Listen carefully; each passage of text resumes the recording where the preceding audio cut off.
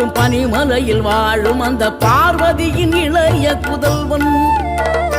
தேனெடுத்து திணை வளர்க்கும் சிறு குருத்தி வள்ளியவள் சிந்தையில நின்ற மன்னவா. நீ நாடி வரும் பக்தர்களின் நாட்டம் அதை தனித்தருளும் ஞான குருநாதன் அல்லவா, ஞான குருநாதன் அல்லவா.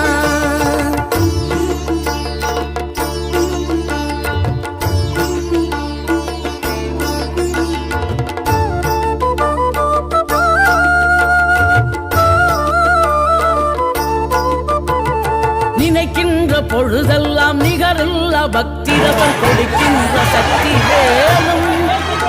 நீ துடிக்கின்ற கணமெல்லாம் இனிக்கின்ற இதயம்